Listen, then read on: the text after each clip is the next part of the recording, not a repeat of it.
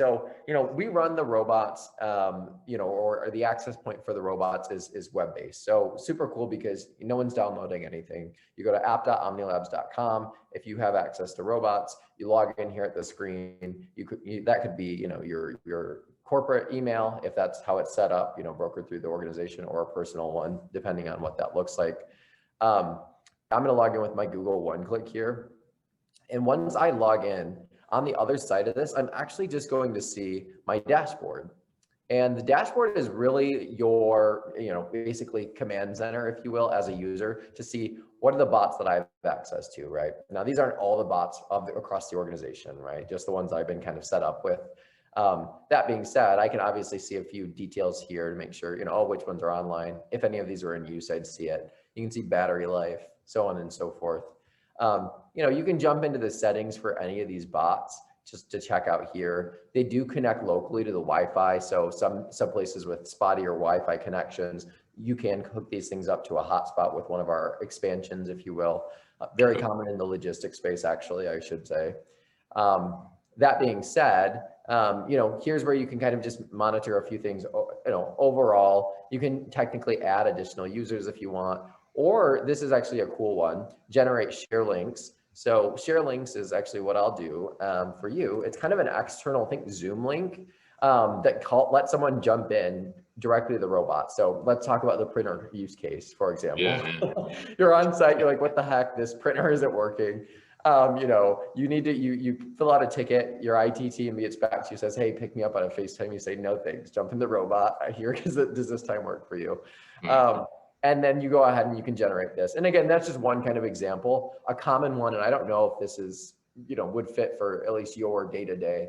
But a really common one we see here is for like external support. So, you obviously know your org's policies or your internal stakeholder schedules and whether they're coming or not. But like vendor support, for example, something goes down, a client, wants to see or check in on a shipment, certain things like that. This is another really good way to get them to do that. That's not you carrying them around on a laptop in a car or like a FaceTime call. Right. And they can do that on their own time as well, if that's appropriate.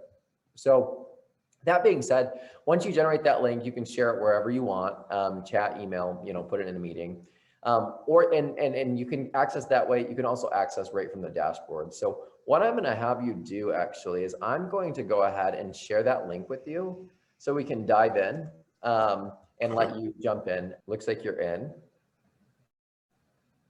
Yeah, I see a wall. Awesome. So what I'll actually jump in a robot in just a sec. Before we have you off to the races, let me just show you this enterprise dashboard. So this is actually pretty cool. From an enterprise perspective, we typically see, folks piloting, 5 to 10 robots. But this dashboard that we're looking at over here is actually like how an IT team or a logistics team, is able to actually see who's calling in where. So like, I'll give you the 3PL case, if you have robots and you're responsible for, operational excellence, you are responsible for your region or your set of sites, you can actually see who's calling in when, who has access. This is great for the IT team as well. You can manage that access for robots. You can also look at the users and manage the user access. But the cool thing really here that I'd like to show is the share link calendar. So this is kind of, again, at a glance way to sort of manage day-to-day access across all the bots you have access to, scheduling out those. And this is useful for like virtual tours. So if you want to go ahead and do a walkthrough of a facility, you can easily, start up a Zoom meeting or a Teams meeting and then actually call into the robot and then show everyone what you're seeing. And so that's what actually I'll do here in a second. You can go back to the dashboard and here's where I will call in to join you and we'll have some fun. So now let me call in from my dashboard. I'm going to mute myself up here at the top. So these bots, you can, it's not just video, it's audio as well. So, obviously we can hear the environment. We're going to get our feedback coming through. So we did a double mute so we don't have to listen to the environment. They don't have to listen to us. And now what we're seeing is 3 views, right? We see the largest view. You mentioned you're looking at a wall. I am too. I think I'm probably next door to you. And how you probably know that is in the upper left-hand corner, that's like the navigation view. So in the warehouses specifically, great for spatial awareness to kind of see who's coming where and around the sort of 360, if you will, of the robot. And then of course, in the bottom right-hand corner, that's the thumbnail. That's actually my video that's displaying on the head of the robot. So the LCD screen. So what the people in the environment would be seeing. Okay. So in terms of navigation, it honestly couldn't be more straightforward. You use your arrow keys. So the down arrow key is going to take you in reverse. So you can actually go ahead and press that. And it's calibrated right to touch. So I see you. Yep. Oh, you're moving right in front of me. And again, I call that upper left-hand view the backup cam, because if you're in an unfamiliar environment, it's the easiest way to get a hang of kind of, oh, where you're at. See you. You can see me? Yeah. Yeah. I see your little avatar. It looks like you might have like denied the permissions for the video or something, or it's showing through Zoom still. But Oh, I don't know. Oh, it says please check your camera webcam on your computer. yeah, it probably was a little permissions thing. But that's okay. But that's the kind of fundamental movement is the arrow keys. So forward, back, and left and right are going to rotate you. But the cool thing really is that you can actually get a 360-degree view here. So you can click on the main environment, think like Google Street View, and actually look down all the way to the ground. So you can see directly underneath you. And again, this is just clicking to where you want to look. And that neck tilt is going to totally go up and down. So you can totally look at the ceiling. You can look, all around. And then of course, you can move to where you want to be. That being said, why don't you go ahead and this is a really common one.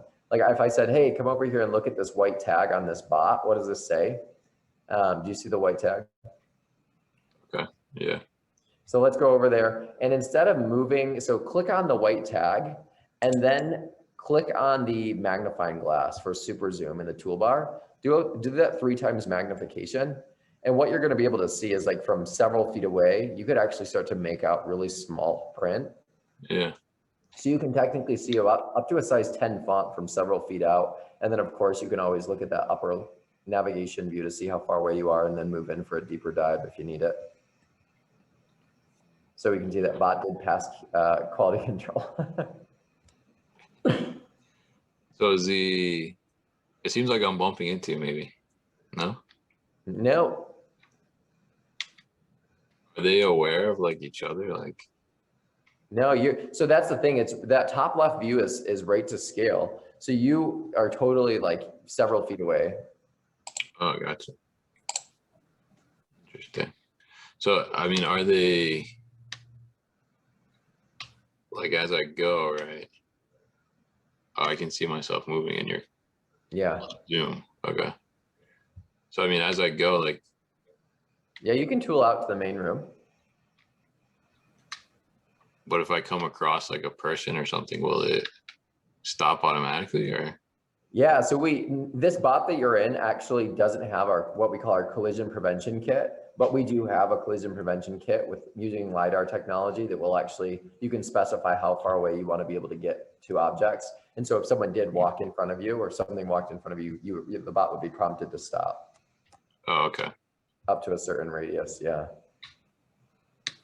But it's kind of nice because these bots actually, the design of them, you might notice that they kind of lean back inwards. So that 3-wheel design at the base is actually kind of optimized for stability for these environments. So they're pretty much as stable as a rolling chair. Yeah. In the sense that they're also freestanding wheels. So only 18 pounds, so you can lift these things up and move them if you need them. So, which you're all too familiar with probably with the FaceTime. Yeah, it's kind of like a vacuum. Yeah. A vacuum with a camera on it. Yeah, this is pretty cool. So, and then what about in terms of, so if I have let me try this. So oh, I see. So as I spin the camera, the whole robot rotates. Exactly. Oh, okay. I thought it was just the camera itself rotating. Because I was gonna ask if I'm facing the camera in one way and then I go the other way, I don't see what's in front of me. Yeah, well, the cool thing is with that, you can actually, so you might notice you're only rotating on your own axis. So you're not actually even moving you're just kind of going in that 360-degree view when you rotate. Yeah. Other things to kind of mention actually, which are kind of good ones. So, you know, battery life is 6 hours. So you could be roaming this thing around all day, basically, if you wanted to. Yeah. I can tell you, we have not met someone who has used it for 6 hours straight because, you know, that ultimately would be probably the market we're after and learning that use case. But that being said, you know, there's that camera icon as well. So these actually have a 1080p camera that it uses where you can grab in-call like camera images, high resolution. They download right to your local device, so they're secure, you know, stay on your servers. But a common use case in kind of the space that we're talking about is, you know, people want to go ahead and say, hey, wait, is this set up for, you know, this shipment? Or hey, this is out of place. You know, hey, what's going on with this? I thought we were supposed to be over here. And they can actually just grab the image and then ship it, you know, right to the right team and start an email thread or whatever. So that's a little camera thing here. Yeah, you can click that and give it a try. The laptop with the arrow key next to that is actually a screen share. So what that is, right, is you're calling in, you're like, hey, no, here's the plans. Here's what you're walking through, for example, upcoming shipment or plans for a layout or whatever the case may be. And you're actually just projecting that on the screen of the robot and collaborating with whomever's on site and walking them through that. That's interesting. Yeah. So it really serves as kind of to navigate too. Yeah. You can control the speed. So in some of the larger warehouses, if you're in the kind of the green mile, if you will, the max speed is only 2.2 miles per hour. So again, that's like a brisk walk. So very safe, you know, and allows you to be very responsive still. But that's the scroll bar there on the toolbar. I'm curious, Kevin, what are your thoughts? Are you seeing why now people are using these? Yeah, I mean, it's pretty cool. It's like very, I'm surprised at how easy it is to navigate. Yeah, no, absolutely. I mean, that's the thing is we want it to be as simple as possible. And also like, you know, in the industrial space in particular, like we wanted to be able to give, this is very much a human tool. So this is something that we wanted to make sure that there's a level of human intervention that's possible to actually interact with the space to kind of broker that gap between, like, it's not a stationary camera, you know, but it's not someone else trying to show me what the angle, you know, describe the angle that I want to see, you know, it's actually just simply me not having to get on a flight or take an hour and a half drive, but being able to jump in instantly for something that I'd only need to be on site for 30 minutes kind of thing.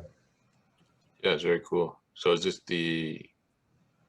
just like the manufacturing area here? That's where you put them? Yeah, absolutely. So yeah, back there, and we will probably want to stay off the little the tiled area, but back there is our printing factory, and so we manufacture these in-house.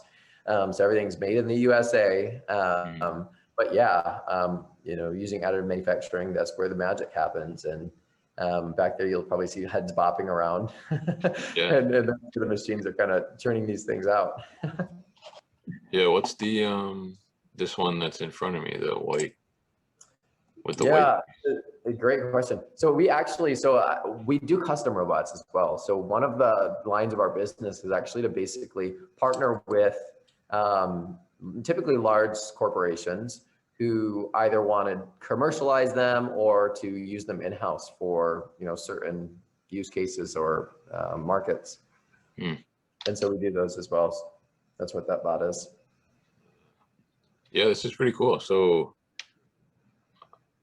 I'm curious, like, what's the, because I think I saw you guys do robots as a service, right? Yeah. Yep. Yeah. So how does that work? And how many, I guess, how like, what's the average number that the customers are getting? Like, is it they're getting one to do stuff, or they're getting like multiple? Yeah, typically multiple. It does depend on the use case, but you know, our enterprise clients, whether it's an SMB, you know, or mid-size, or you know, Fortune 10, Fortune 500, you know, the average recommendation is at least one per site that you're interested in. Of course, you know, there are tech adoptions. It can be a slower process, so we actually have a pilot program that, you know, so that basically is a 3-month structure program where we kind of turn on the enterprise level fleet management solution, but let you buy a bot basically, or a set of bots, typically 5 to 10, depending on the size of the org and the scope of the pilot. And then you kind of, get our support to help with onboarding. Again, these things are out of the box ready. So you literally unfold it and then power it on, connect it to Wi-Fi, and you're good. But it just gives you technical resources that way. But the cool thing is, from an actual hardware software perspective, for about $2,700 plus tipping, so around 3,000, you can actually get one of these things. So relative to the other toys familiar to the space, these things are pretty inexpensive. Yeah, definitely. So I always joke and tell people, like, if you plan, if they can save you about one trip, potentially, either, 5 drives or maybe, one flight, or, you're basically. You can get the ROI pretty quickly. Yeah. It's interesting. So on the, I know you're showing on the dashboard there was like the calendar. You're talking about doing like potential tour of the facility. So when you would do that, is that something you would have to manually control the tour, or could you set up to run autonomously?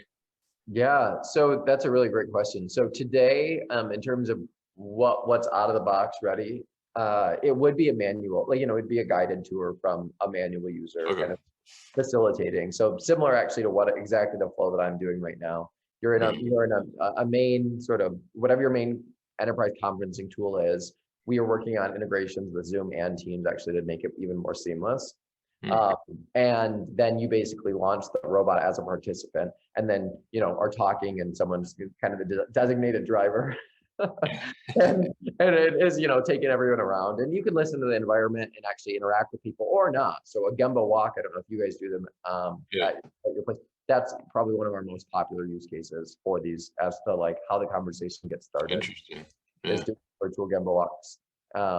And so, that's, basically the use case, especially because, with leadership, especially, folks are looking from across regions, if you will, to get in, check how things are going. And really the idea is to see and interact. So, there's a portion that's really just the visual, and you're talking, taking notes, et cetera. And then of course, when you go up to someone and you want to figure out what's going on there, or explain this sort of thing, you can unmute, and kind of dive in that way.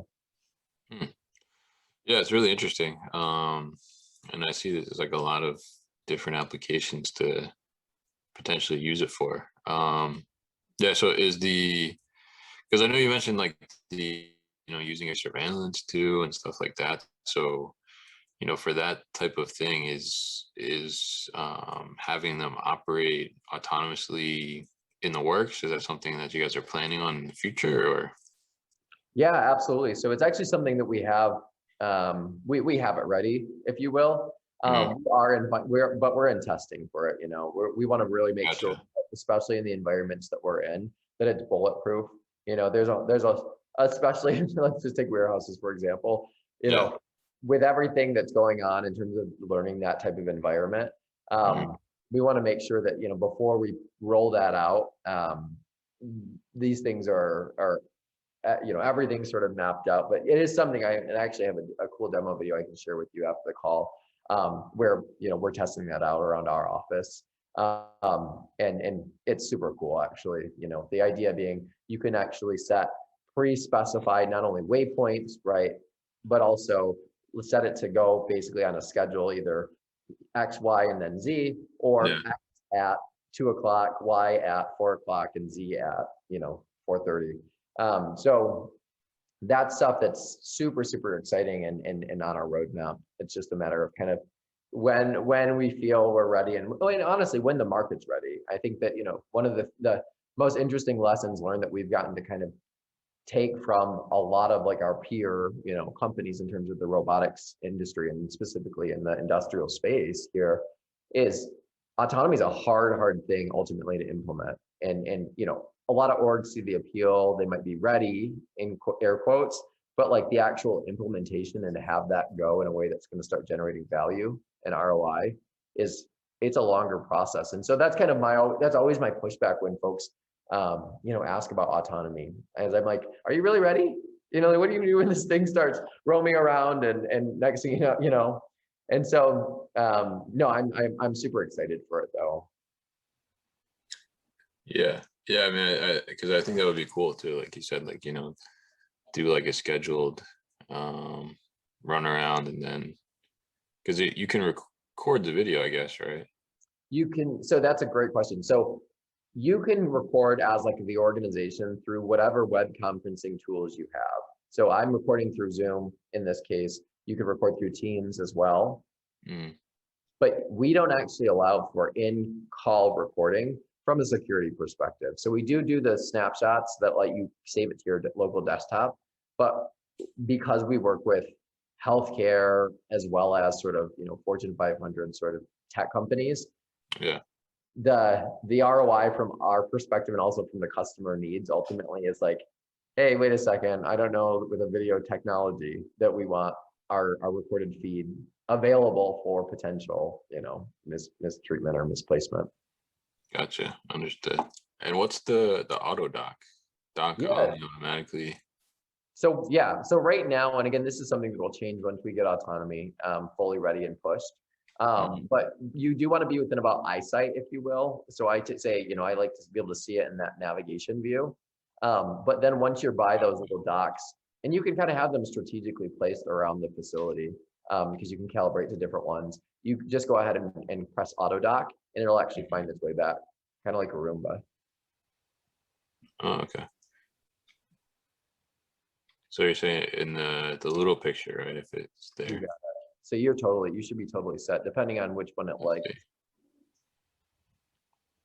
Yeah, and you can actually watch it happen on my screen too, so you get the play-by-play. Yeah. So just to confirm, your hands free right now. Yeah.